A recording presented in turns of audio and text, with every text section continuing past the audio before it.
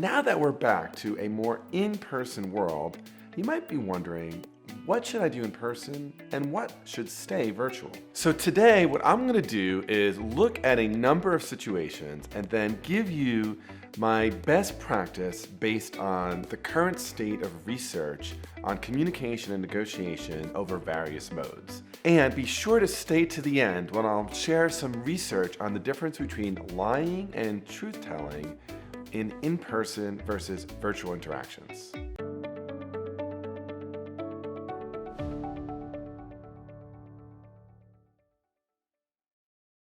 So before I go through specific scenarios, let me give you 3 important pieces of guidance. The first one may be obvious, but truth be told, a lot of people don't follow it. And that is that you ought to be purposeful over your decision over when to negotiate in person versus phone versus Zoom versus email. Because there are advantages and disadvantages of each of those modes, you really need to think about when you're using each of them. Secondly, I want to share some very specific advantages of in-person negotiation. So first and most importantly, we know from research that it's much easier to build rapport in in-person interactions than over Zoom or email or text. And research suggests that building rapport is linked to the ability to create value in negotiations. In addition, we know that it's easier to read emotions and responses in person versus over email or even Zoom, right? In Zoom, we obviously have the advantage of seeing the person's face, but the human eye and the human brain are very well suited to noticing micro responses and microfacial reactions that simply can't be caught even by HD cameras. And lastly, in-person negotiations have been shown to have increased creativity. So in other words, when things are done over Zoom or over email, they're much more linear, they're much more to the point, but we lose that ability to think out of the box. Now, there are clearly advantages to virtual negotiation, and I think it surprised many people during Zoom to find them. Some are obvious, right? For example, it is just cheaper to get on Zoom than for me to fly from Boston to Las Vegas or Boston to Chicago. There's also just an efficiency there, right? I can get a lot more done. That doesn't mean we should do all of our negotiations virtually, however, but it is an advantage. I want to share 2 other really important advantages, and they both relate to leveling power inequities. So research has shown that power differences that sometimes exist around status, so for example, supervisor and worker, or gender differences, or even racial differences can be narrowed when we move to virtual negotiation, and specifically when we move from in-person to either phone or email. So why is that the case? Well, sadly, right over phone or email, we're not getting the visual of the racial difference or the gender difference. So there are some key advantages to virtual negotiation. There's some key advantages to in-person negotiation. Now we're going to have some fun because we're going to look at some very specific examples and I will give you my best analysis based on the research. Okay, so I'm going to start with one where I often get asked, right? And it's saying no to a job offer. For a lot of people I know, right, saying no is really hard. And so what they want to do is email. Or phone maybe, but they really want to do email. I want to say there's some advantages to email. Obviously, you don't have the discomfort of saying no, but I'm going to move it to phone. And here's the reason why. If you want to continue to have that kind of rapport, at least having a conversation shows that you really respect them, and it leaves the door open to come back again. So that is phone. Order pizza. You know what? Tough one. I'm going to go text. Giving feedback to colleagues. Yeah, this is one where people are like, I know what I'll do. I'll send them an email. Well, the problem with this, right, is that it leaves the person on the other side with room to interpret kind of how you meant it and no actual conversation. The other thing is, you don't get to see how they're reacting to the feedback. So absolute preference, if you can, in person. Second choice is Zoom if you can't do it. Definitely avoid email or text. Marriage proposal. Yeah, I know. We should probably do that over Zoom. No, marriage proposal. If you want the person to say yes, you must do this in person. Telling Harry he's a wizard. Well, my understanding is mail is not successful. Seems like you need to do that in person. Hey, let me just say, right? Lots of things are better in person. So I am really taking into account the upsides of virtual in terms of cost and efficiency when I make this decision. Okay, canceling plans with a friend. I noticed that cancel plans with a friend is in quotes here. It's kind of interesting. This may not be your best friend. But I want to say this, right? Even if it's your pseudo friend or your real friend, if you can't do that over text, you have bigger problems. Now, talking to a client, right? This one, I'm a lawyer, and lawyers like to give their clients as their number one answer, it depends. And talking to a client, I want to say it depends, right? Because it depends on what the conversation is about. I think in most instances, for an initial conversation with a client, to provide some feedback to the client, to think about next steps, you can go with phone. I think that one though, right, I really want to put an it depends. There are clearly times when a client wants to see your face and Zoom can work. I think also email can really work. So I almost want to move this here and here and here and here.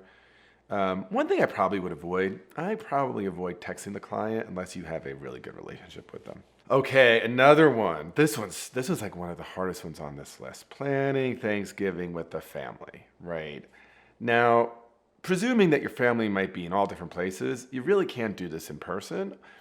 Although I will say that I know some families who at the end of the holiday will literally try to plan the next holiday. But usually it's like the matriarch or patriarch of the family trying to trap everybody by having them all in the same place. So realistically, I think we have to think about the pros and cons here. But given the efficiency and probably the need, especially if there's lots of cousins and siblings and nieces and nephews, right? Email probably offers the most advantages because it has a record of everything that's happened. It allows for people to contribute asynchronously.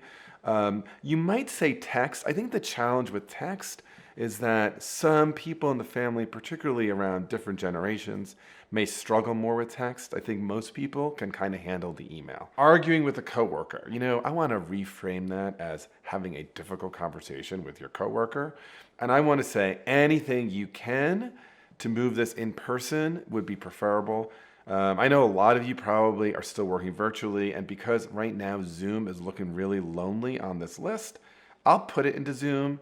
But I want to say anything you can have where you can see them and it could be live is better. So if you do work in person, I want to move it in person. Otherwise, Zoom will suffice. Comforting a friend. So this is kind of another form of a difficult conversation, right? It probably involves a lot of active listening. This definitely is it depends, but I'm going to knock out text as an option. I'm going to knock out email as an option. I think Zoom, phone, or in person can work. But if this friend is in any way geographically proximate, going to the Starbucks, taking a walk, having them come to your house, so much better. Again, it also gives you the possibility of a sense called touch, right? A hug, a touch of the hand, all the kinds of things that you might need for comforting. Salary negotiation. Okay, I love this one, right? Because lots of people try to negotiate their salary over email. And you know what? There are some advantages to doing it over email. Usually it will increase one's assertive capability to negotiate over email. Having said that, I know if I'm an employer, I actually find it much more impressive if someone has the self-agency and ability to sit with me in person and do this negotiation, right? So I'm going to put it preferably as in person. However, I think that if this is a negotiation where, you're in Charleston and you're moving to Las Vegas, I think email can work. I think Zoom can work. A business deal. Oh, another one that, has it depends. We are not going to do text for a business deal. There are times, I think, when email can work, right? Especially when you're hashing out some of the details and you want to create a record. There are times when there's a sticking point, when you might want to get on the phone, right? When there's a sticking point, you don't want to do this over email. Zoom can work at times, especially in the beginning of a negotiation, perhaps. But I would say that when it's time to close the deal, there are huge advantages to doing this in person, right? So I think business leaders who are trying to cut costs on travel and be smart about making decisions on negotiations, right? You don't need to fly someone out to Chicago for a 90-minute meeting. You don't need to fly someone out every single time there's 2 or 3 issues to be worked through. Having said that, there is a huge advantage to making sure that there's an in-person component, and that in-person component, especially at the beginning, again for rapport building, and at the end for closing, can make a big difference. So the winner here clearly is in person. I just want to be clear that you might be looking at me and thinking like, that's because that guy is old and he's biased. I want to say I've used all of these methods. I think all of them have some advantages. I think you have to be flexible, but you need to be purposeful. But it is true, in-person negotiations have huge advantages, and that goes to my last point, which is that there has been a lot of research on where we see instances of lying in negotiations. And in fact, where we see the lowest level of lying is an in-person negotiation. And the reason why is human beings are really good at detecting lies, particularly lies about feelings and emotions. And when we have the advantage of in-person, we can notice if they're looking away, we can notice if they're uncomfortable, and we lose that once we go to things like email or text. I'm going to put a little caveat on this, right? Because there's research that has looked at lying in email negotiations. And the research that is done in business school contexts has shown that there's often a lot more lying over email. And I think it's just easier to be dishonest over email for the average person. The one area where that has not shown up is in research done with law students. And you might be thinking, what's the difference between a law student and a business school student, for example? And I think the difference is lawyers are probably thinking, oh, everything I write in this email is discoverable in court because they're trained to be thinking about that. I think the average person isn't thinking about that so much, and we know just as human beings, it is harder to lie to someone's face, right? That's when we say, like, I can't believe you lied to my face, versus lying in another way. So now that we've spent some time about thinking of what mode we should use, watch this next video, which is when you should not negotiate at all. And of course, please don't forget to subscribe to this channel, like this video, and ring the bell. I'm Bob Bordone. Thanks for negotiating. Okay, you want to know when not to negotiate. Keep watching.